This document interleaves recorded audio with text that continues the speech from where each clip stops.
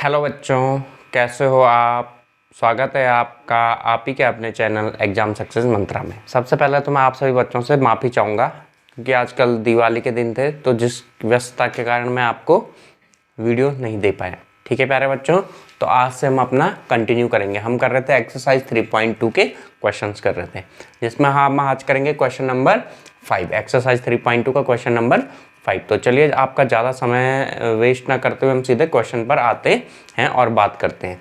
तो देखिए बच्चों, क्वेश्चन क्या कह रहा है, पहले मैं आपको बता दूं। जो एक्सरसाइज 3.2 है, इसमें हमें करना क्या है, ग्राफिकल मेथड से इनको सॉल्व करना है। यानी जो हमारे पास क्या दिया है, नरेशन दिया है, उस नरेशन को पहले हमने इक्वेशन में कन्वर्ट करना है और उसके बाद उस जो इक्वेशन आएंगे उन इक्वेशन को कौन से मेथड से सॉल्व करना है, ग्राफिकल मेथड से सॉल्व करना है। तो चलिए देखिए हम क्वेश्चन देखते हैं। देखिए क्या कह रहा है आपके पास, एक आयताकार बाग जिसकी लंबाई चौड़ाई से 4 मीटर अधिक है का अर्ध परिमाप 36 है, बाग की विमाई ज्ञात कीजिए। तो देखिए बच्चों, यहाँ पे सबसे पहले हम इक्वेशन बनाएंगे। अब इक्वेशन बनाने के लिए आप पहले समझिए, ये क्या आपके पास, ये एक आयताकार बाग है। इस तरीके से क्या बोल रहा है, जो आयताकार बाग है उसकी लंबाई चौड़ाई से 4 मीटर अधिक है। यानी जो लंबाई है वो लंबाई किस पर डिपेंड कर रही है, चौड़ाई पर डिपेंड कर रही है। तो पहले आप क्या मानोगे, माना बाग की चौड़ाई। तो हमने क्या माना, बाग की चौड़ाई कितनी मान ली हमने, x। माना बाग की चौड़ाई, बाग की चौड़ाई क्या मानी बच्चे हमने, x मान ली। बाग की चौड़ाई होगी x, तो ये है बाग की चौड़ाई, ये हो जाएगी x। तो बाग की लंबाई कितनी हो जाएगी, तो बाग की लंबाई, अब आप क्वेश्चन पढ़िए ध्यान से तो आपको समझ में आ जाएगा बाग की लंबाई कितनी होनी चाहिए। देखिए वो क्या कह रहा है, बाग की लंबाई क्या है, चौड़ाई से 4 अधिक है। तो ये बाग की चौड़ाई हमने क्या मान ली, y। ये बाग की चौड़ाई क्या मानी हमने, y।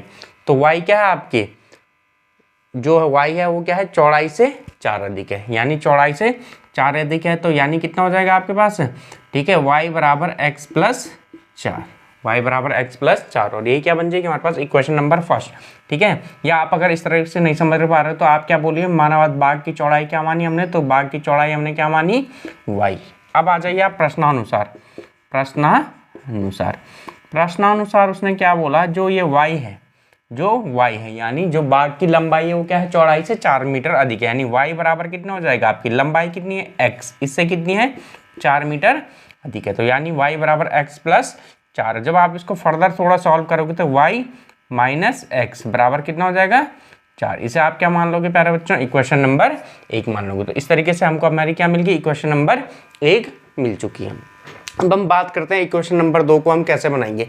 तो देखिए आप क्या कह रहे हो, परिमाप क्या होता है, किसी भी चीज़ का परिमाप यानी उसकी चारों भुजाओं की योग, है ना, उसके सारे भुजाओं का योग ही क्या कहलाता है, उसका परिमाप कहलाता है। तो यहाँ पर देखिए ये आपका आयत है, आयत यानी इसके क्या होगा, चारों भुजाओं का योग। तो देखिए आपके पास लंबाई कितनी है, आपके पास लंबाई है y, तो आयत है तो ये y है, तो इसके सामने की भुजा भी कितनी हो जाएगी आपकी, y हो जाएगी। अच्छा देखिए ये जो हमने चौड़ाई मानी थी, चौड़ाई कितनी मानी थी, x, तो अगर ये x है तो ये भी कितनी हो जाएगी, x हो जाएगी।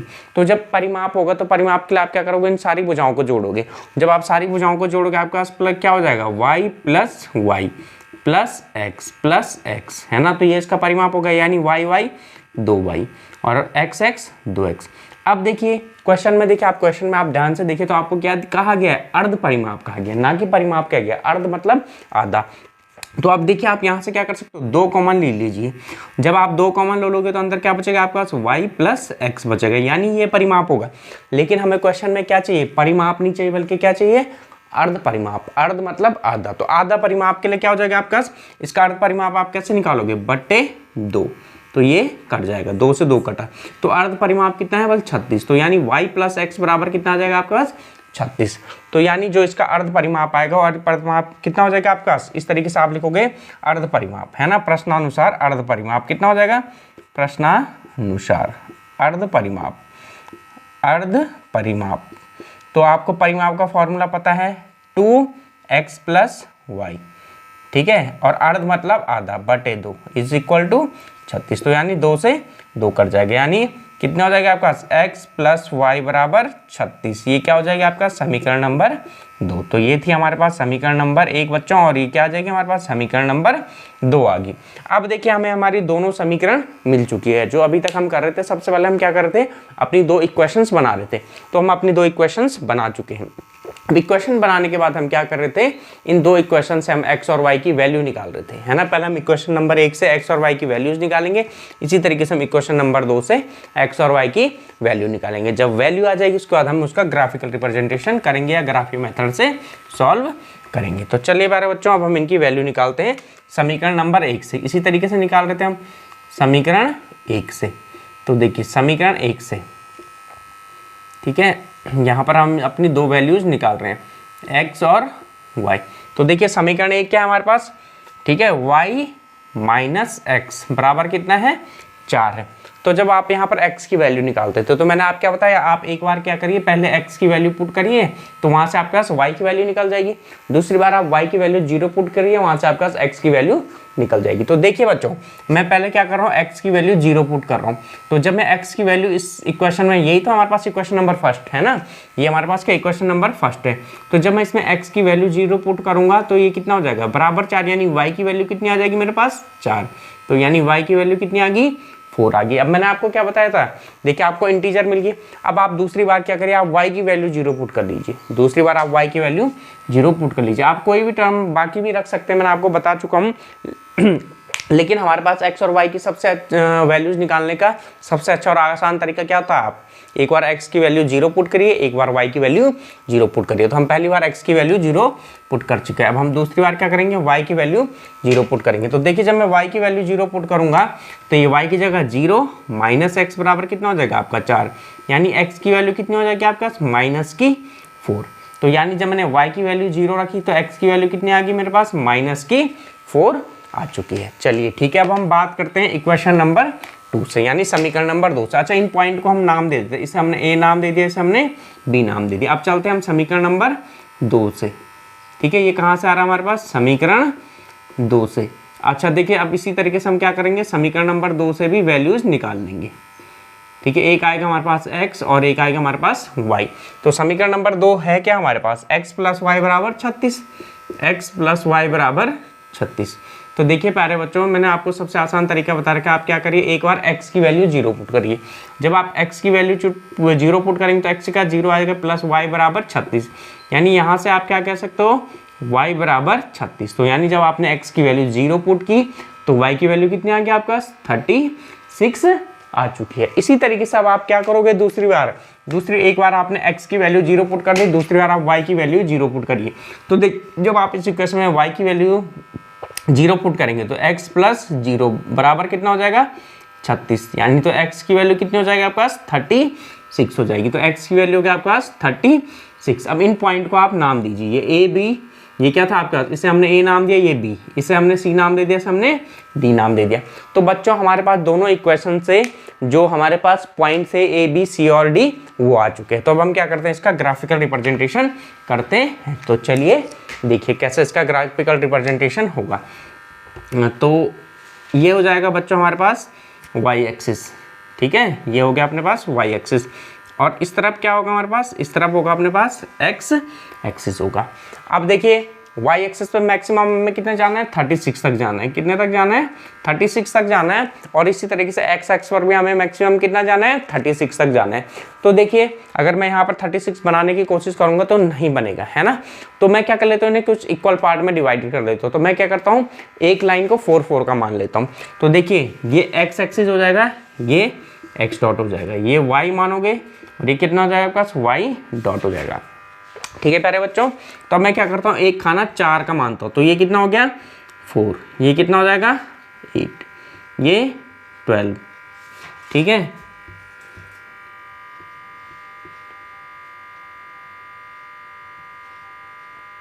अच्छा देखिए यहाँ पर ये आएगा नहीं, तो मैं इनको थोड़े खानों को पास कर लेता हूँ, ठीक है, जिससे ये आसानी से बन जाए। तो चलिए ये देखिए कितना हो जाएगा 4, ये पहला खाना हो गया कितना 4 हो गया, ये हो जाएगा 8, ये हो जाएगा 12, ये हो जाएगा 16, ये हो जाएगा 20, ये हो जाएगा कितना 24, ये हो जाएगा 28, ये हो जाएगा 32, ये हो जाएगा 36। तो एक्स एक्स पर मैक्सिमम हमें कितना जाना है 36 जाना, और साथ ही साथ हमें एक्स एक्स पर माइनस का 4 भी जाना। तो माइनस का 4 किधर होगा आपका, पीछे की तरफ हो जाएगा, ये हो जाएगा माइनस का 4। इसी तरीके से हमें जो वाई एक्सिस पे मैक्सिमम कितना जाना है 36 जाना। तो देखिए प्यारे बच्चों, ये हो जाएगा हमारे पास 4, ये हो जाएगा 8, ये हो जाएगा 12, इधर हो जाएगा 16, ये 20, 24, 28, 32 और 36। तो मैक्सिमम पॉइंट जहां तक जाना था हमें, हम बना चुके हैं। तो चलिए अब हम इन पॉइंट को रिप्रेजेंट करते हैं। तो देखिए समीकरण नंबर 1 से इक्वेशन फर्स्ट है, क्या है हमारे पास, x की वैल्यू 0 से y की वैल्यू कितनी है 4, तो x की वैल्यू 0, y की वैल्यू कितनी है 4, x की वैल्यू 0, y की वैल्यू 4। तो ये हो जाएगा आपका पॉइंट ए। अब देखिए उसके बाद क्या है, x की वैल्यू -4, तो ये रहा आपका -4, और b की वैल्यू 0, यानी हो जाएगा आपका समीकरण नंबर, ये हो जाएगा पास पॉइंट बी। अब आपने क्या करना है, इन्हें मिला दीजिएगा, ये आपने इस तरीके से इन्हें मिला दिया। और जब हम मिला दे तो उसके बाद हम क्या करते हैं, उस इक्वेशन को, जो लाइन आती है उस लाइन की इक्वेशन लिखते हैं। ये कौन सी इक्वेशन नंबर फर्स्ट, यानी ठीक है y - x = 4। तो ये कौन सी हो जाएगी आपका, y - x = 4, इसका रिप्रेजेंटेशन है ये। अब हम चलते हैं पॉइंट सी पर। तो पॉइंट सी, जब x की वैल्यू 0 तो y की वैल्यू 36, x की वैल्यू 0 तो y की वैल्यू 36, हो जाएगा आपका पॉइंट सी। अब चलते हैं हम पॉइंट डी पर। तो x की वैल्यू 36, तो यानी x की वैल्यू 36, उस समय y की वैल्यू कितनी है 0, यानी ये हो जाएगा आपका पॉइंट डी। अब देखिए अब आप क्या करोगे, इन दोनों को मिलाओगे, इस तरीके से आप मिलाओगे, ठीक है। अब देखिए ये कहां पर आ रहा है आपका, जहां पर ये कट करते हैं वो क्या होता है, हमारे पास सॉल्यूशन होता है, ठीक है। तो देखिए कहां कहां पर कट किया इसने, यहां तो देखिए आप ये, यानी y20, ठीक है, कहां पर कट किया इसने y20, और साथ ही साथ ये कहां पर कट कर रहा है आपका, जो x की वैल्यू है वो कहां आ रहा है आपके पास 16 आ रहा है, x की वैल्यू कितनी आ रही है आपके पास 16 आ रही है। तो यानी देखिए ये क्या आपके पास, ये x एक्सिस है, x एक्सिस हमने क्या मानी थी, इसकी चौड़ाई। तो यानी इस जो x एक्सिस पे निकल रहा है, ये तो क्या निकल रहा है हमारे पास, चौड़ाई निकल रहा है। तो यानी चौड़ाई कहां पर आ रही है 16 मीटर, क्या होगी इसकी चौड़ाई। अच्छा जो लंबाई, ये लंबाई कहां मानी थी हमने, y एक्सिस पे, कहां मानी थी हमने y एक्सिस पे। तो ये y एक्सिस पे क्या बता रहा है आपको, ये लंबाई बता रहा है। तो कहां पर कर रही है ये 20 में, कहां पर आ रहा है आपकी 20 मीटर। तो यानी जो आपका इस क्वेश्चन का आंसर होगा कितनी होगी, बाघ की चौड़ाई कितनी हो जाएगी आपके पास, ठीक है प्यारे बच्चों, ये इस तरीके से। तो बाघ की चौड़ाई कितनी हो जाएगी, देखिए थोड़ा बनाने में जो खाने छोटे बड़े हो रखे हैं, लेकिन जो x आ जाएगा वो 20 पे, y आ जाएगा आपका 20 पे, x आ जाएगा आपका 16 पे। यानी जो बाघ की चौड़ाई होगी, बाघ की चौड़ाई कितनी हो जाएगी प्यारे बच्चों आपकी 16 मीटर, और बाघ की लंबाई कितनी हो जाएगी आपकी, बाघ की लंबाई हो जाएगी आपकी 20 मीटर, जो कि क्या है आपकी लंबाई से, जो क्या आपकी चौड़ाई से 4 मीटर अधिक है। तो इसका मतलब जो हमारे क्वेश्चन का आंसर आया है वो क्या है बच्चों, बिल्कुल सही आया है, ठीक है बच्चों। तो इस तरीके से आज हमारा क्वेश्चन नंबर 5 पूरा हो चुका है। कल करेंगे हम एक्सरसाइज 3.2 का क्वेश्चन नंबर 6 और 7। इस तरीके से हमारी एक्सरसाइज 3.2 पूरी हो जाएगी, ठीक है बच्चों। तो अगर आपको हमारा चैनल अच्छा लगता है और आपको कुछ भी समझ में आता है तो आप अपने दोस्तों को भी रिकमेंड कर सकते हैं कि आप हमारे चैनल एग्जाम सक्सेस मंत्रा से क्या कर सकते हैं, क्लास 10th की मैथ पढ़ सकते हैं। और साथ ही साथ अगर आपके कोई बड़े भाई लोग हैं जो जीके वगैरह की तैयारी करते हैं तो हमारे चैनल पे ठीक है जीके की कुछ सीरीज पढ़ी हैं, उन्हें भी देख सकते हैं। तो ठीक है बच्चों, और साथ ही साथ अगर हाँ आपको कुछ समझने में दिक्कत होती है तो आप कमेंट करके बताइए, हम आपकी समस्या को दूर करने की पूरी कोशिश करेंगे, ठीक है बच्चों। स्वस्थ रहिए, मस्त रहिए और देखते रहिए आपका अपना चैनल एग्जाम सक्सेस मंत्रा, ठीक है प्यारे बच्चों।